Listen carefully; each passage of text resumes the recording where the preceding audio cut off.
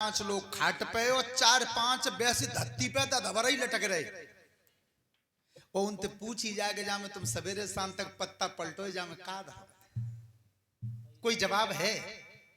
अरे यहाँ इतनो तो है ही जावे को अगर भगवान को कोई भजन बोले तो हम पे बोलबो ना आवे तो कम से कम ताली तो बजाई नहीं। यहाँ इतनो तो मिल ही जावे। अरे जा बहाने तो एक धार्मिक स्थान तक तो आ ही जाएंगे कम से कम। और दूसरी बात, भगवान की कथा कर्म कौन सा करती है कलयुग में? ये गोस्वामी जी ने लिखा है रामचरितमानस। क्या कि राम कथा सुंदर करतारी,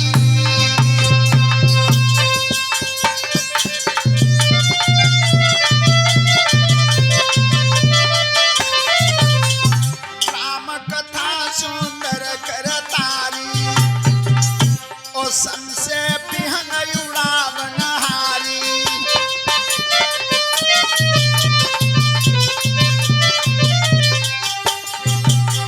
राम कथा कलि बिटप कुठारी और सादर सुने गिरिराज कुमारी।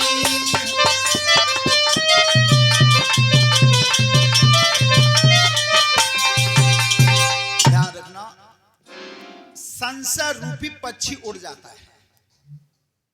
आपने देखा है पेड़ पे पक्षी बैठे हो, चाहे तुम्हारे खेत में बैठे हो, जब तुम ताली बजा देते हो तो वो उड़ जाते हैं। इसी तरह से जो संसार रूपी पक्षी हमारे तुम्हारे अंदर है वो भगवान की कथा सुनने से उड़ जाता है। दूसरी बात, इस कलयुग रूपी वृक्ष को काटने के लिए कुल्हाड़ी का काम करती है भगवान की कथा। श्रोता बंधु, अभी हमारे शिष्य वीरेश शास्त्री कथा सुना रहे थे। पूतना का वध हुआ, पूतना मारी गई। ध्यान रखना, कृष्ण अवतार में सबसे पहले मारा तो पूतना को,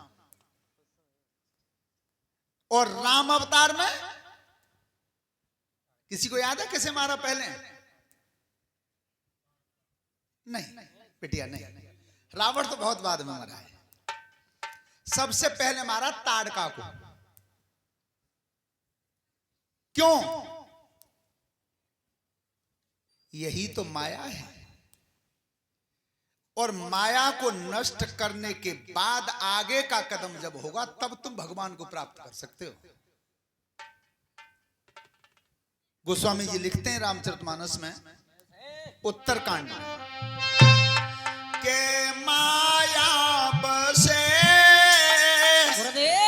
जीव अभिमानी, ईश बसे माया गुण खानी। राम सिया राम बोलो राम सिया राम, राम सिया राम बोलो। परबस जीवा स्वबस भगवंता, जीव अनेक एक श्री कंथा। राम सिया राम बोलो राम सिया राम, राम सिया राम बोलो। याद रखना, जीव माया के वश में है और माया ईश्वर के वश में है। जीव अनेक हैं, एक तो वही लक्ष्मीपति विष्णु है। अब जीव माया के वश में, जीव माया से बच नहीं सकता। अच्छा, क्यों नहीं बच सकता? माया की परिभाषा क्या है? माया क्या चीज है? यही प्रश्न शेष अवतार लक्ष्मण जी ने भगवान श्री राम से किया था। परीक्षित जी आप बने? अच्छा अजय बने, ठीक ठीक भी बने। तो शेष अवतार लक्ष्मण जी ने पूछा था भगवान श्री राम से कि प्रभु ये बता दो कि तुम्हारी माया क्या है, माया की परिभाषा क्या है? भगवान श्री राम बताते हैं, लक्ष्मण माया की परिभाषा को मैं तुम्हें संक्षेप में बता रहा हूं, तुम माया को समझ ही नहीं सकते। अब विचार करना, जब भगवान के भैया ना समझ सकत तो हमारी तुम्हारी तो औकात क्या है जो हम माया को समझ लें? लेकिन श्री राम बता रहे हैं लक्ष्मण जी को, लिखा है गोस्वामी जी ने, ध्यान रखना माया क्या चीज है। के थोड़े में सब कहूं बुझाई,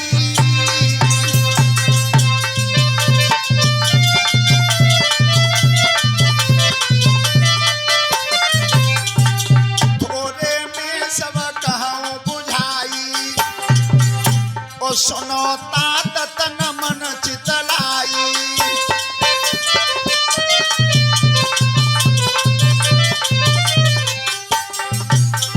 मैं और मोर तोरते माया, और जाके बस सब जीवन काया।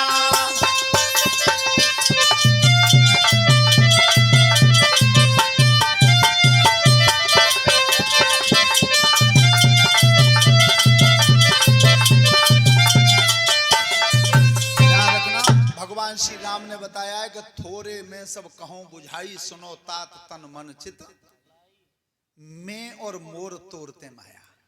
अब ध्यान रखना परीक्षित जी क्या बताया, मैं और मेरा, और तू और तेरा, बस इतनी माया है। ये मैं हूं, ये चीज मेरी है, और ये तू है, ये चीज तेरी है। तेरे मेरे का अंतर जब तक बना रहेगा तब तक जीव माया के बस में पड़ा। अब जाते अलग होना बहुत कठिन है, इससे अलग बहुत कठिन है। और आपने सुना होगा एक बार महाराज जनक जी के यहाँ सत्संग होता था। परीक्षित जी, राजा जनक जी के यहाँ सत्संग होता था और संत महात्मा सब सुनते थे। तो जब तक अष्टावक्र ऋषि नहीं आते थे तब तक सत्संग शुरू नहीं होता था। तो वे और महात्मा कहते कि जी बताओ हम का महात्मा ना आए कि हमारे सुनना सकते कि हमारे कान ना आए, और जब तक जे ना आवत है तो तक तुम शुरू ही नहीं करते हो, और हम बैठे रहते हैं। उन्हें की किसी दिन बता देंगे, बता देंगे। एक दिन योग माया के बल से भवन में आग लगी, तो सूचना आई राजभवन से कि महाराज जनक जी तुम्हारे भवन में आग लग गई है। श्रोता बंधु ध्यान से सुनना, जितने महात्मा बैठे थे वो सब एक ही संग धर भाजे, और भाज के और लौट के आए। अष्टावक्र बैठे रह गए। तो राजा जनक जी ने पूछा संतों से कि प्रभु एक बात बताओ, आग तो मेरे घर में लगी, फिर तुम क्यों भागे? महात्मा बोले कि आग तेरे घर में लगी, हमारी लंगोटी सूख रही मां। उन्होंने की प्रभु लंगोटी तो अष्टावक्र क्यों सूख रही, लेकिन ये क्यों नहीं भागे? केवल तुम में और इनमें इतना अंतर है, तब तक सत्संग शुरू नहीं होता जब तक ये नहीं आते। तो ध्यान रखना, एक तरफ से अगर हमें तुम्हें मोह और माया जकड़े रहे, और एक बात और ध्यान से सुने सभी नौजवान बच्चे, आज की तारीख में बहुत जरूरत है। मोटरसाइकिल पर जिस समय बैठ जाओ, मेरी हाथ जोड़ के प्रार्थना सभी नौजवान बच्चों से, उसी समय मोबाइल को स्विच ऑफ कर लो। गाड़ी 4 पहिया की स्टीयरिंग पर बैठ जाओ, उसी समय मोबाइल को बंद कर लो। क्योंकि बेटा बुद्धि एक ही जगह काम करती है, दूसरी जगह नहीं कर सकती। और ये गुण जो था 2 जगह बुद्धि में काम करने का, आपको पता है कौन था भारत में? किसी बच्चे को पता हो जो एक साथ 2 जगह बुद्धि काम कर सकती थी? इतनी क्षमता थी उस व्यक्ति में। लेकिन आज किसी में है? एक ही संग यज्ञपति महाराज जी, उन्हें तुम अजमा के देख लो, कितने पढ़े लिखे बालक बुला लो, बात जी कहो कि एक चिट्ठी लिखे दे ससुराल को, और एक लिखे दे नंसार को, और एक ही संग लिखे दे तो गारंटी है। लेकिन ऐसा एक व्यक्ति पैदा हुआ था मेरे भारत में, जिसने एक साथ दोनों हाथों से 2 जगह के लिए चिट्ठी लिख दी। किसी को पता है नाम क्या था उनका? चलो बहुत सुंदर है, प्रयास तो किया तुमने पहुंचने का। लेकिन ध्यान रखना, वो डॉक्टर राजेंद्र प्रसाद जी थे जिन्होंने 2 मजबूर की चिट्ठी को लिखा। लेकिन आज कोई जो क्षमता प्राप्त करना चाहे तो बेटा मैं इसलिए कह रहा हूं कि मैंने अपनी आंखों से देखा है कि मोटरसाइकिल खूब भाग रही है और मोबाइल पर बात करते जा रहे हो।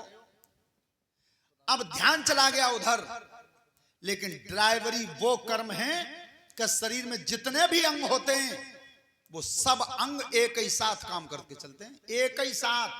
देखो कान, आंख, नाक, हाथ, पैर, कोई चीज ऐसी है जो काम ना करे चलते समय।